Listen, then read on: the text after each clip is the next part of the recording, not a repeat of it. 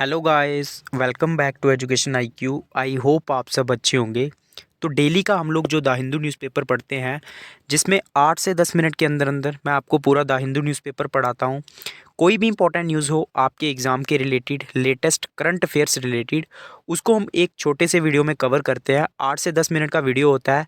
इस वीडियो के आपको दो फ़ायदे होंगे। एक तो आपके करंट अफेयर्स जो है वो कवर हो जाएंगे। दूसरा, जो भी इंपॉर्टेंट ऑर्गेनाइजेशन आएगी, जो भी इंपॉर्टेंट टर्म यूज़ होगी, उसको भी मैं साथ साथ में एक्सप्लेन कर दूंगा और ये रेपिटेटिवली यूज़ होंगे। मतलब मैं बार बार इसको जैसे ही कोई भी द हिंदू न्यूज़पेपर हम लोग पढ़ेंगे तो बार बार हम उन ऑर्गेनाइजेशंस को, इंपॉर्टेंट जो भी डेस्टिनेशंस होंगी, उनको हम लोग रिवाइज करेंगे। तो फॉर एग्जांपल जैसे सीबीआई जो है वो बार बार वर्ड यूज़ होता है, ईडी का जो है वो बार बार वर्ड यूज़ होता है, तो वो भी मैं आपको साथ साथ में एक्सप्लेन करूंगा।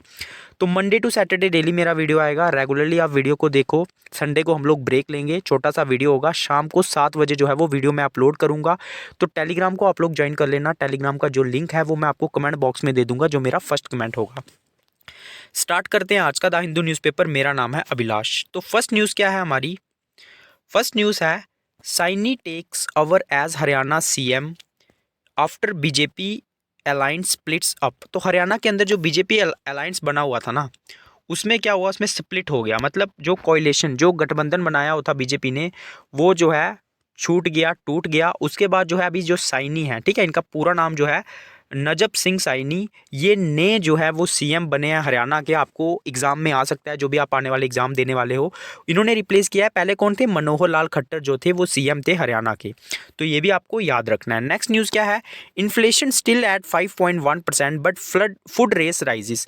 तो जो इन्फ्लेशन है, जो महंगाई है, वो जो है अभी भी 5.1% पे है। मतलब पहले भी 5.1% पे थी, अभी भी उतनी ही है। लेकिन जो फूड प्राइसेस है ना, वो बड़े हैं। जैसे वेजिटेबल्स हो गए, तो इन चीज़ों के जो है वो प्राइसेस जो है वो बड़े हैं। लेकिन जो रिटेल इन्फ्लेशन है, रिटेल इन्फ्लेशन मतलब हम लोग जो सामान खरीदते हैं, वो अभी भी 5.09% पे है फरवरी में। लेकिन फूड प्राइसेस जो है वो 8.3% से 8.66% पे जो है वो पहुंच चुके हैं। तो इसमें जो है और कुछ भी इंपॉर्टेंट नहीं है, ये आपको थोड़ा सा याद रखना है। नेक्स्ट क्या है?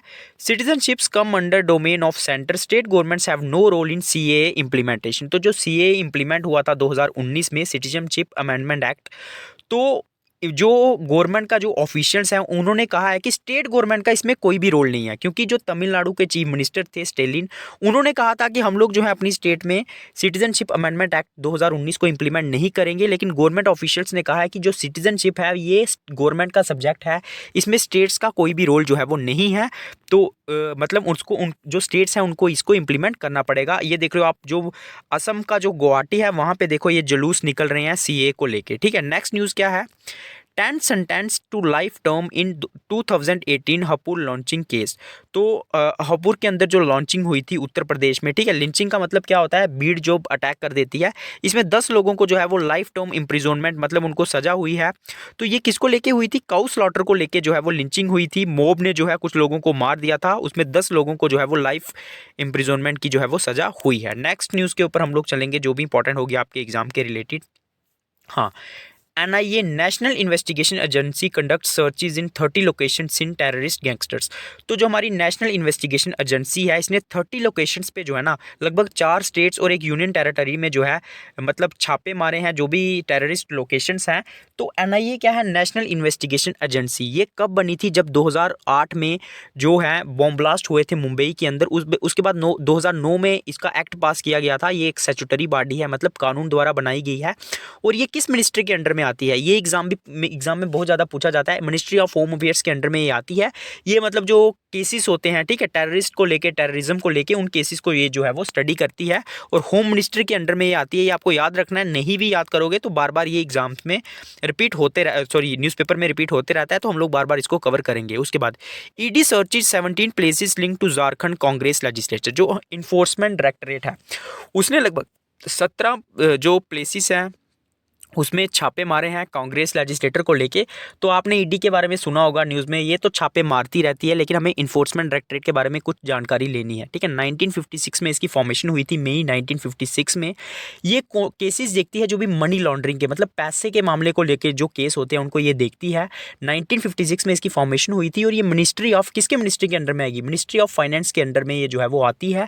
ये आपको याद रखना है। ठीक है, नहीं याद रहेगा, मैं बोल रहा हूँ बार बार, मैं रिपीट करूंगा तो आपको याद रहेगा। उसके बाद सब Sabarimala temple to open today for annual forest. तो जो सबरीमाला जो टेम्पल है ना, ये ओपन होगा एनुअल फेस्टिवल के लिए, ठीक है। आज से ये जो है वो ओपन होगा। इसको लॉर्ड अयप्पा टेम्पल भी बोलते हैं और ये सबरीमाला में है, केरल के अंदर में ये आता है। ये आपको याद रखना है, आपके लिए इंपॉर्टेंट जो है वो रहेगा। नेक्स्ट न्यूज़ के ऊपर हम लोग जो है वो चलेंगे, जो भी इंपॉर्टेंट होगी। इसमें एक इंपॉर्टेंट न्यूज़ और है, हाँ ये बहुत ज़्यादा इंपॉर्टेंट है।